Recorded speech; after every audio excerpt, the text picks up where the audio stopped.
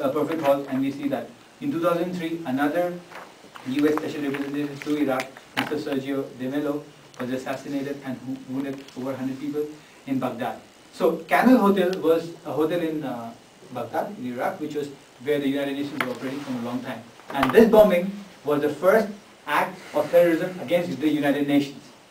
And who was the perpetrator for this? Mr. Abu Musab al-Zarqawi, who was also implicated in the East African bombings of the US embassies in 1998, which was the two people, as I mentioned, was Osama bin Laden and Zarqawi. And Zarqawi was the person responsible for the UN bombings. And then on your right side, you see the United Nations flag over the dead person, but you also see a little thing which is written here. But due to because we have many people here of various religious backgrounds, so I would not like to read it. If you have free time, please go through and read it. But basically what Zarqawi is trying to say here is that they are justified in killing United Nations officials because United Nations has been always the right hand of US, and then they have supported Israel and the Jews for the formation of the country of Israel. They have supported India against Kashmir, Afghanistan, Chechnya. They have also supported Bosnia. So the United Nations has been working for the US. Saying that this comment, so if you have time, please read through it. He says that his actions are justified. Now, the blast targeted United Nations assistance mission in Iraq created 5 days earlier. And then what happened was there were two bombings. So after the second bombing, the United Nations headquarters was shifted from Baghdad to Jordan. So what happened and what exactly were the consequences? Let's look at this small quick video.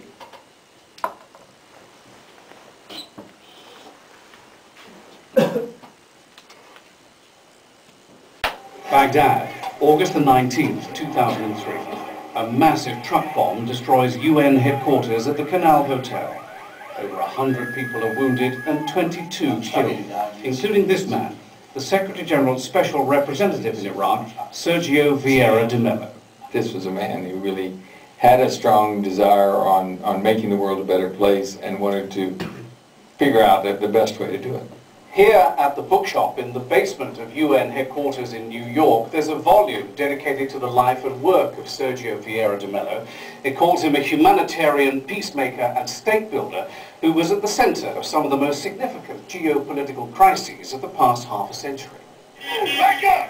Back up! But others say the operation de Mello led was too close to US policy on Iraq, and in particular to the then head of the Coalition Provisional Authority, Paul Bremer. The UN was a collaborator with Bremer, with the Americans. That would have been very visible to the Iraqis, particularly those who were Sunni or Shia or both, I don't know, or others, who were very unhappy, clearly, with the presence of the Americans and the United Nations at that time. At UN headquarters in New York, the bombing of the Baghdad base and a second explosion a month later caused deep shock and forced a withdrawal to Jordan. This was the first time the UN had been so openly targeted. So did the United Nations pay a price for being too close to the US? Oh, I always find these kinds of stories afterwards that this is why, or it was this, or was that. You know, there can be no rational argument for going in and blowing up a bunch of innocent human beings. The Security Council recently extended the mission in Iraq for a further 12 months, and the Secretariat wants to expand the UN's role there. But Dennis Halliday says the UN has no place in Iraq so long as US troops are in the country. Only when the US is finally kicked out and if the government invites the United Nations, should we go back there and provide whatever assistance they determine we can best provide. I don't understand the logic of that at all. I hear it everywhere that you shouldn't be here for this reason or you should be there for that reason. The fact of the matter is there are people there that need help. That may not be how some people see it, so in preparation for a more complete role in Iraq, the UN is tightening security as much as possible to make sure scenes like these are not repeated. John Terrett, Al Jazeera, the United Nations, New York.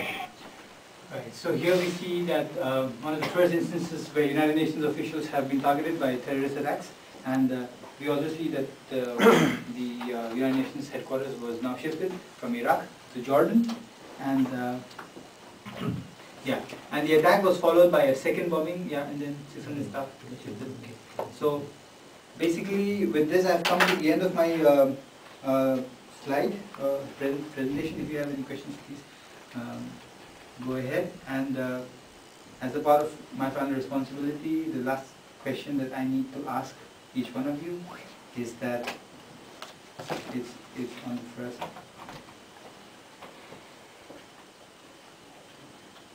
Yeah. The problem of definition. So that is my question to everybody. How do you define a terrorist group, organization, activity? How do you define its activities? How do you define what is a terrorist group? And as you have seen in the case of Lehi, which was turned into a military honor by the state of Israel, as you have seen in the case of PLO, Palestinian Liberation Organization, which is now the voice of the Palestinian people, as you have seen in the case of South African President Nelson Mandela, and we have seen that terrorist organization. Also, the Maoists in Nepal. Now, Maoists in Nepal killed so many people, but now the Prime Minister is a Maoist follower. So, what was originally called as a terrorist activity and terrorist people are now in politics and ruling. So, the question of definition and how do you define it? That's what I pose. Thank you.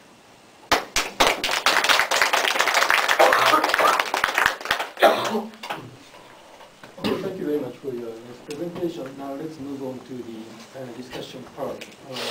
So we posed one question. What kind of definition do you have concerning terrorism? So making use of this question, please have three discussions.